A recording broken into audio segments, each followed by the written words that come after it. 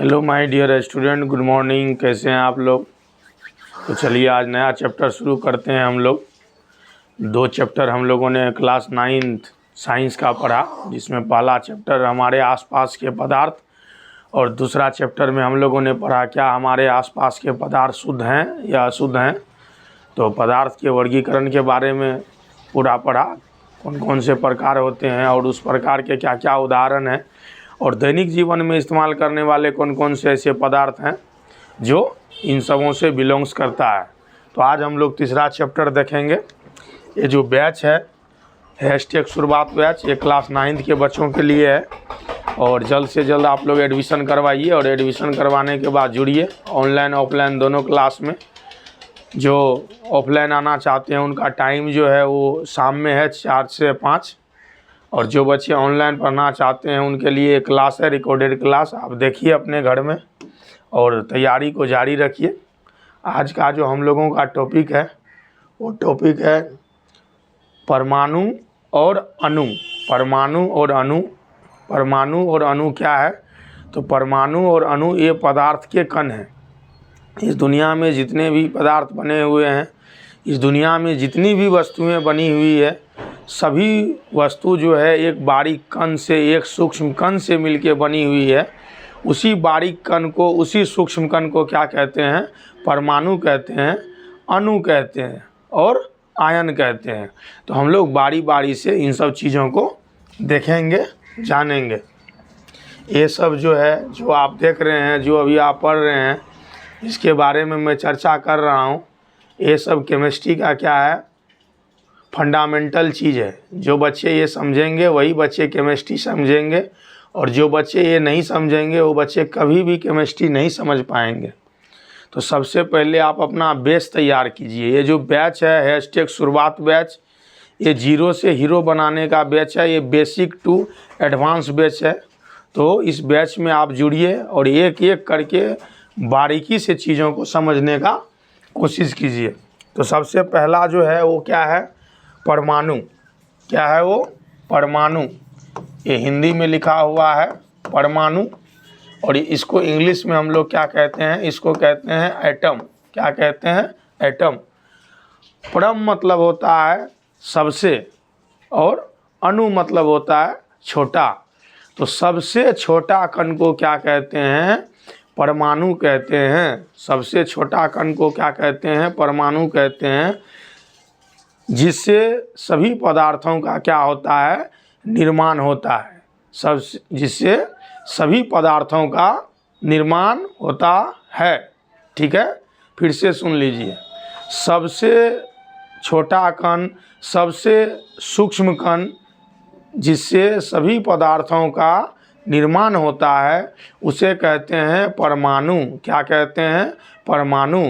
परमाणु का भी जब विभाजन होता है तब हमको इलेक्ट्रॉन, प्रोटॉन, न्यूट्रॉन, पॉजिट्रॉन प्राप्त होता है। But electron, proton, neutron, positron इन सबों का क्या है? एग्जिस्टेंस नहीं है। और एग्जिस्टेंस किसका है?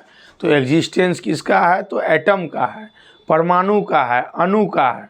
तो ये सबसे छोटा कण है जिसका अपना स्ट्रक्चर है, जिसका अपना एग्जिस्टेंस है, और जो क्या करता है?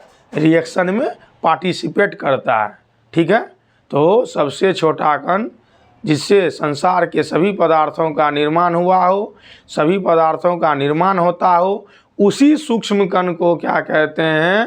परमाणु कहते हैं, एटम कहते हैं। और अलग अलग साइंटिस्ट के द्वारा अलग अलग डेफिनेशन दिया गया है जो हम आगे देखेंगे।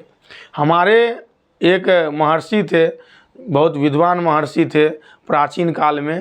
उन्होंने बताया था कि दुनिया में जितने सारे कण बने हुए, पदार्थ बने हुए हैं, वो कण से मिलके बने हुए हैं, और उसी कण को क्या कहते हैं? परमाणु कहते हैं।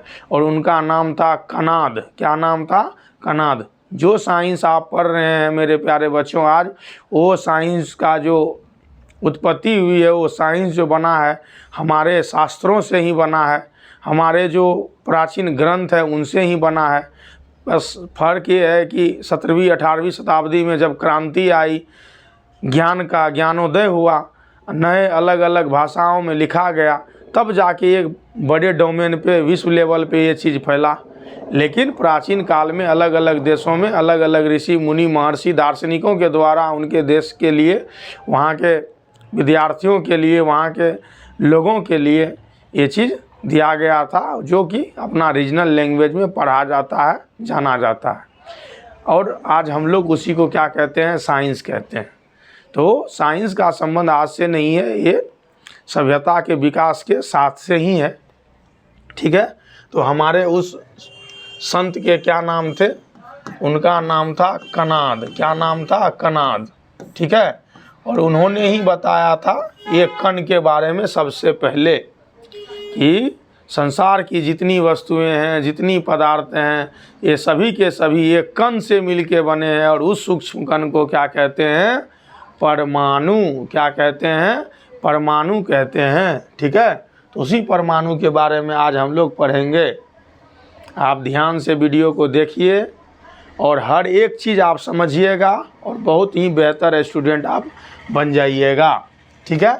और दूसरा जो वर्ड है, टर्म्स है, वो क्या है, अणु। वो क्या है, अणु। तो परमाणु से ही, ठीक है, परमाणु से ही किसका निर्माण होता है, अणु का निर्माण होता है। ठीक है। परमाणु से ही अणु का निर्माण होता है। जैसे देखिए, एक परमाणु है हाइड्रोजन और दूसरा परमाणु है पुनः हाइड्रोजन, दोनों को मिलाए तो ये क्या हो गया, 2 हाइड्रोजन। अब 2 हाइड्रोजन का जो ये ग्रुप बना, इसी को हम लोग क्या कहेंगे, अणु कहेंगे। तो परमाणुओं से अणु का निर्माण होता है, परमाणुओं से अणु का निर्माण होता है। अगर वो एक ही प्रकार के परमाणु है तो उसे कहेंगे तात्विक अणु, और जब अलग अलग प्रकार का परमाणु है तब वो हो जाएगा यौगिक अणु। जैसे आप यहाँ देख लिए, एक परमाणु है हाइड्रोजन और दूसरा परमाणु है क्लोरीन, दोनों के मिलने से बन गया HCl। ये क्या हो गया, ये हो गया यौगिक अणु।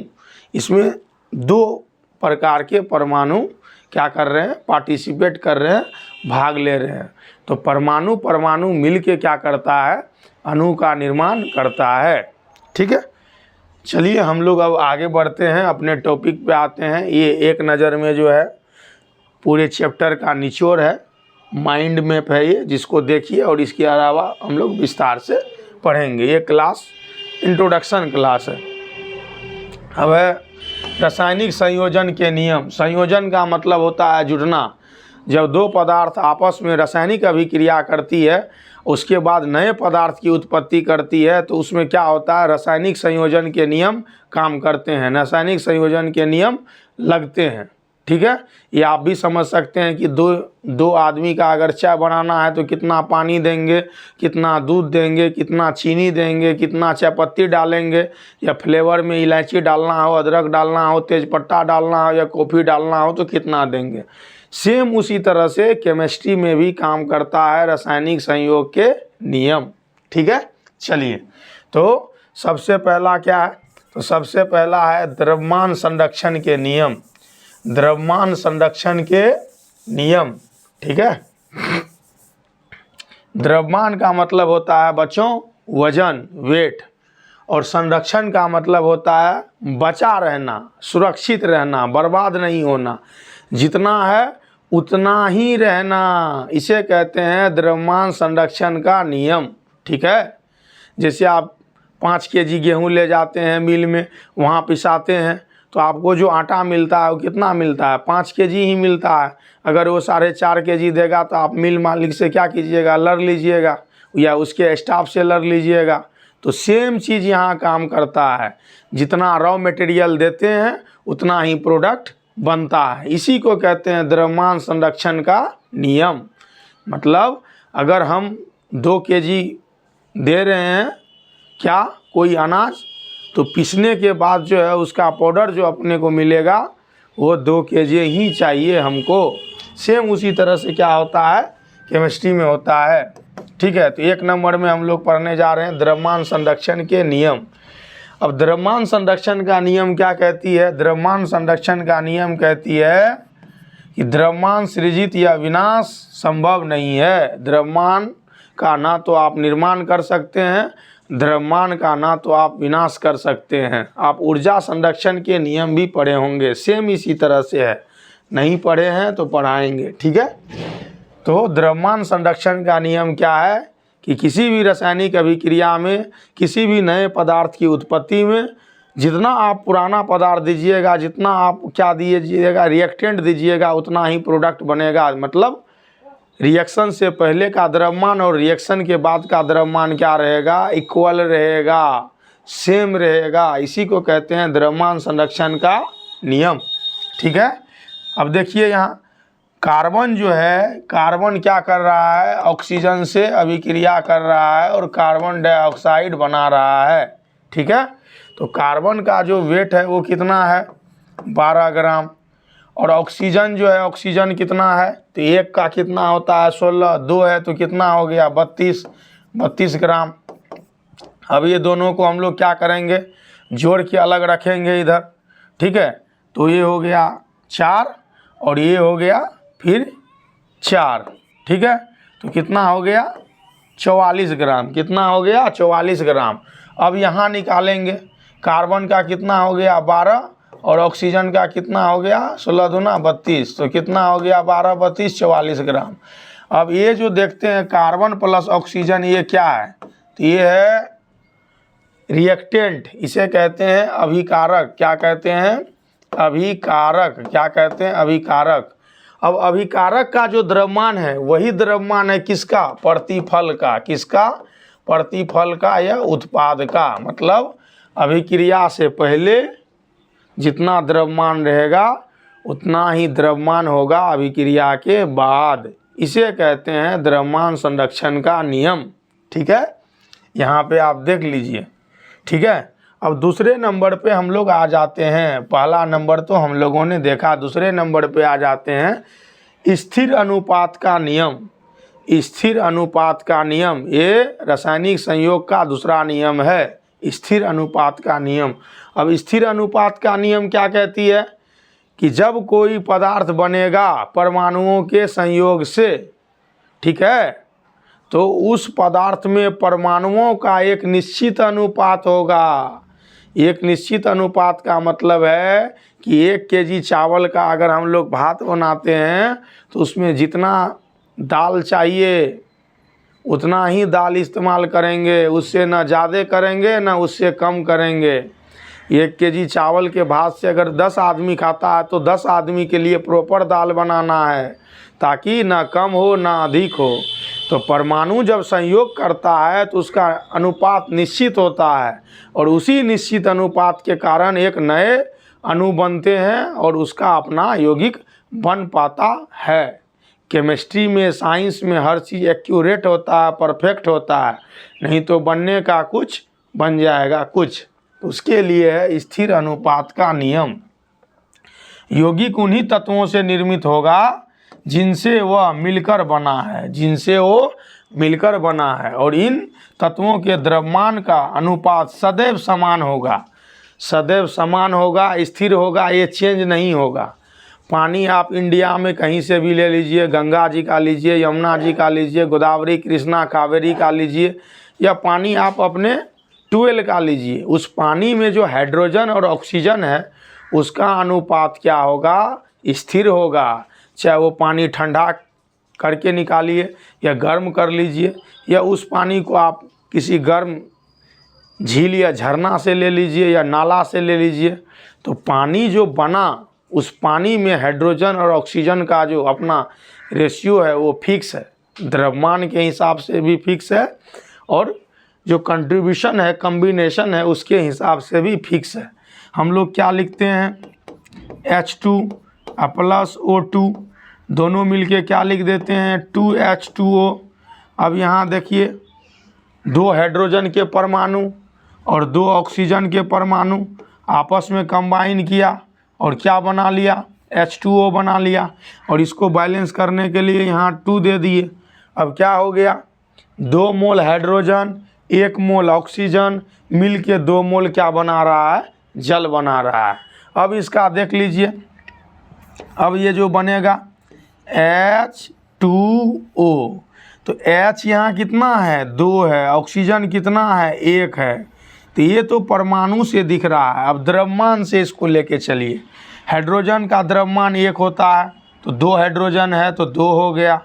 1 ऑक्सीजन है तो 1 ऑक्सीजन का द्रव्यमान कितना होता है, तो 16 होता है। दोनों अनुपात को कट कर दीजिए, 1:8 हो गया। तो द्रव्यमान के हिसाब से जब इसका अनुपात आप देखिएगा तो 1:8 हो गया। परमाणु के हिसाब से अगर देखिएगा तो 2:1 हो गया। तो परमाणु का अपना अनुपात है और उसी में जो द्रव्यमान है उसका अपना अनुपात है। इसको ही कहते हैं स्थिर अनुपात का नियम। ठीक है, चलिए अब हम लोग आगे करते हैं स्लाइड, और आगे करने के बाद इस चीज़ को और अच्छे से देखते हैं। ठीक है, चलिए और तीसरे नियम की और हम लोग जो है अब क्या हो गए हैं, अग्रसर हो गए हैं। अब तीसरे नियम को हम लोग देखते हैं, वो क्या है, डाल्टन का परमाणविक सिद्धांत। तो डाल्टन साहब बहुत बड़े साइंटिस्ट थे, वो फर्स्ट साइंटिस्ट थे जिन्होंने इन सब चीज़ों के बारे में बताया, इन सब चीज़ों को उजागर किया। इसकी वजह से आज हम लोग क्या कर रहे हैं, इन सब चीज़ों को पढ़ रहे हैं। वो थे कौन, डाल्टन साहब। ठीक है, तो डाल्टन का जो ये सिद्धांत है ये तीसरे नंबर पे आ गया रासायनिक संयोजन के नियम पे। ठीक है, इनका क्या कहना था, परमाणु सबसे छोटा कण है जो अविभाज्य है। क्या है, अविभाज्य है, ना तो सृजन कर सकते हैं ना ही इसका विनाश संभव है। इन्होंने बताया, इसको कहते हैं एटम। ए मतलब नॉट, ए मतलब नॉट।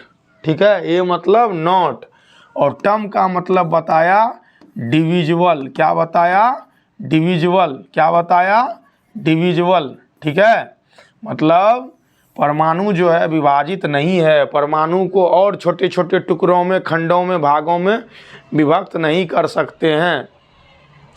बाद के साइंटिस्ट जब आए तो उन्होंने अलग अलग इंस्ट्रूमेंट से क्या किया, एक्सपेरिमेंट किया, और परमाणु को भी कई हिस्सों में बांट दिया, जिसमें इलेक्ट्रॉन, प्रोटॉन, न्यूट्रॉन, पॉजिट्रॉन, ये सब के सब कण प्राप्त हुए।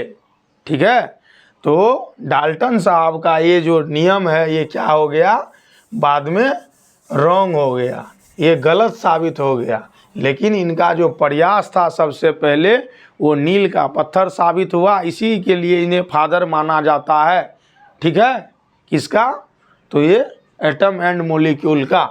ठीक है, चलिए, तो सबसे छोटा कण क्या है, परमाणु है जो अविभाज्य है, विभाजित नहीं है। किनके हिसाब से, डाल्टन साहब के हिसाब से।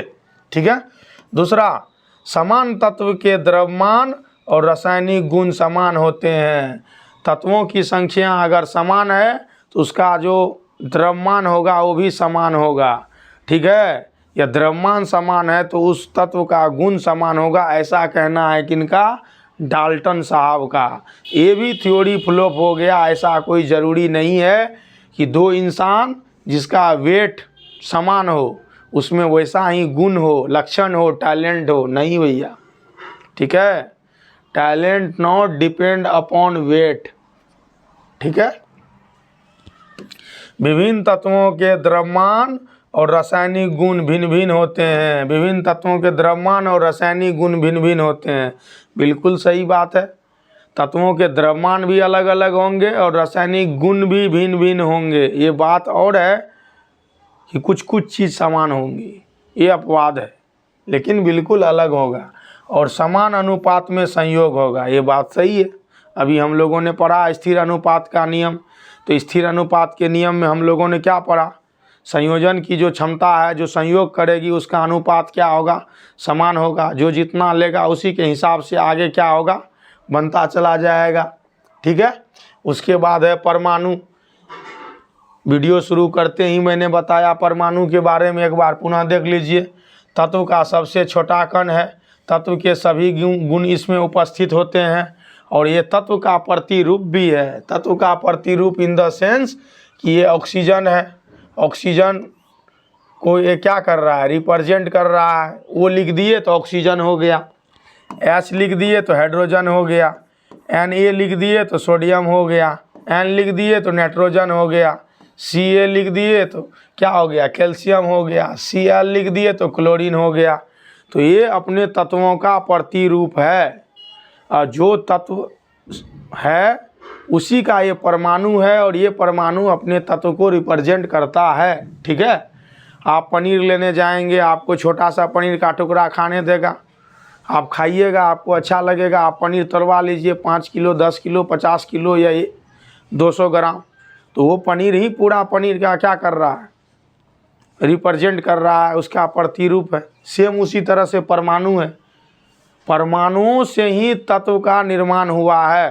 तत्व क्या है, तो एक ही प्रकार के परमाणु से मिलके बनने वाला शुद्ध पदार्थ तत्व है, जिसका हम लोग दैनिक जीवन में इस्तेमाल करते हैं। लेकिन परमाणु का इस्तेमाल नहीं है दैनिक जीवन में, परमाणु इस्तेमाल होता है किसमें, रसायन में, अभिक्रिया में, रिएक्शन में। तो परमाणु ही तत्व का क्या कर रहा है, निरूपण कर रहा है, वो उसका प्रतिरूप है, उसको प्रेजेंट कर रहा है, और आयनों का निर्माण करता है। बिल्कुल सही बात है, परमाणु से ही अणु का निर्माण होता है, और परमाणु से ही आयन का निर्माण होता है। जब दो परमाणु आपस में मिलते हैं तब अणु बन जाता है। जब परमाणु से क्या होता है, उसका फंडामेंटल कण जो है गायब हो जाता है, तब वो चार्ज हो जाता है, या तो प्लस या तो माइनस, तब उसको क्या कहते हैं, आयन कहते हैं। एक एक करके बारीकी से इन सब चीज़ों को समझेंगे, जानेंगे। आप धैर्य बना के रखिए और कंटिन्यू वीडियो देखिए। अब आगे है अणु। तत्व या यौगिक का सबसे छोटा कण होता है अणु। तत्व या यौगिक का सबसे छोटा कण होता है अणु, जो परमाणुओं से ही मिलके बना होता है। अणुओं के गुण ही पदार्थ के गुण होते हैं। बिल्कुल सही बात है, क्योंकि बना ही उससे होता है तो उसका गुण उसमें होगा ही होगा। ठीक है, जैसे आप यहाँ देखिए, ऑक्सीजन अगर लिख दिए तो ये हो गया परमाणु, लेकिन इस यहीं पे क्या किए, O2 लिख दिए तो ये हो गया अणु। क्यों, क्योंकि परमाणु सिंगल है और यहाँ पे दो परमाणु एक साथ है, इसलिए ये अणु हो गया। ठीक है, तो इस चीज़ का भी आपको ख्याल रखना है। अब है परमाणु का द्रव्यमान। परमाणु का द्रव्यमान, तो कोई भी वस्तु है, कोई भी पदार्थ है, कोई भी कण है, उन सबों का द्रव्यमान है, उन सबों का द्रव्यमान है। द्रव्यमानहीन इस दुनिया में कोई भी पदार्थ नहीं हो सकता है, कोई भी वस्तु नहीं हो सकती है, नहीं तो होगा ही नहीं, वो भाव हो जाएगा, वो फीलिंग्स हो जाएगा। ठीक है, तो परमाणु का द्रव्यमान और कार्बन 12 के द्रव्यमान के 12वें भाग के बराबर है। ठीक है, कार्बन 12 क्या है, कार्बन तत्व का एक क्या है, प्रतिरूप है। ठीक है, उसका वो क्या है, समस्थानिक है, और उसी से क्या किया गया है, सभी तत्वों का द्रव्यमान निकालने का एक क्या किया गया है, लॉजिक दिया गया है। ठीक है, एक नियम दिया गया है कि किसी भी तत्व का जो द्रव्यमान होगा वो कार्बन 12 के 12वें भाग का क्या होगा, गुणक होगा। कोई कार्बन 12 के 12वें भाग का 50 गुना है, इसका मतलब उसका द्रव्यमान कितना हो जाएगा, 50 हो जाएगा। तो इस हिसाब से काम चल रहा है। दूसरा है परमाणु का अस्तित्व। परमाणु क्रियाशील है, ये मुक्त है और ये आयंस है। ये तीनों तरह के गुण रख रहे हैं, परमाणु का अपना अस्तित्व है। ठीक है, अब है अणुओं के प्रकार। तो समपरमाणविक होता है, विषम परमाणविक होता है। समपरमाणविक का सेंस क्या है कि ऑक्सीजन ऑक्सीजन से कंबाइन करके O2 बनाया, समपरमाणविक हो गया। यही ऑक्सीजन कार्बन के साथ क्या किया, कंबाइन किया और ये CO2 बना लिया, तो ये विषम हो गया और ये सम हो गया। ये विषम हो गया और ये सम हो गया। तो इस तरह से बनता है। अब है आणविक द्रव्यमान। परमाणुओं के द्रव्यमानों का योग ही होता है आणविक द्रव्यमान। कहने का मतलब है कि ये ऑक्सीजन है और ये भी ऑक्सीजन है, ये दोनों के मिलने से O2 बना, तो इसका द्रव्यमान कितना होता है, 16। इसका द्रव्यमान कितना होता है, 16। दोनों को जोड़ दीजिए, हो गया 32। इसका द्रव्यमान कितना होता है, तो 32 हो गया। अब है सूत्र इकाई द्रव्यमान। परमाणु एवं आयन के द्रव्यमान का योग ही होता है सूत्र द्रव्यमान। तो ये जो आप देख रहे हैं कि हम लोग लिखते हैं NaCl, ये क्या है, ये एक केमिकल फॉर्मूला है, ये एक रासायनिक सूत्र है। जब इसी का द्रव्यमान निकालते हैं तब उसको कहते हैं सूत्र इकाई द्रव्यमान। क्या कहते हैं? सूत्र इकाई द्रव्यमान कहते हैं। ठीक है। उसके है आणविकता। एक अणु में जितने परमाणु उपस्थित होते हैं उसी की संख्या को कहते हैं, क्या कहते हैं? आणविकता। ठीक है। उस चीज़ को अणुता भी हम लोग कहते हैं। जैसे यहीं पे आप ले लीजिए, ये जो हमने अभी लिखा कार्बन डाइऑक्साइड, देख लीजिए कितने परमाणु हैं, 1 2 3, 3 परमाणु है। अब 3 परमाणु ही क्या हो जाएगा? इसका अनुवांतिकता हो जाएगा, अनुवांकता हो जाएगा। ठीक है, ये अणुता हो जाएगा। तो ये है। अब है संयोजन के पश्चात क्या होगा? एक परमाणु या बहुपरमाणु बनेगा। ठीक है, तो वो अलग अलग तत्वों पे निर्भर करेगा। तो ये इंट्रोडक्शन का क्लास था परमाणु और अणु का। आज का वीडियो यहीं समाप्त होता है। हम लोग कल इस चीज़ को विस्तार से पढ़ेंगे। आप लोग यूं ही बने रहिए। वीडियो अच्छा लगे तो लाइक कीजिए, शेयर कीजिए, हमारे यूट्यूब चैनल को सब्सक्राइब कीजिए। आप इसी तरह से सपोर्ट बनाए रखिए। जय हिंद। कल मिलते हैं।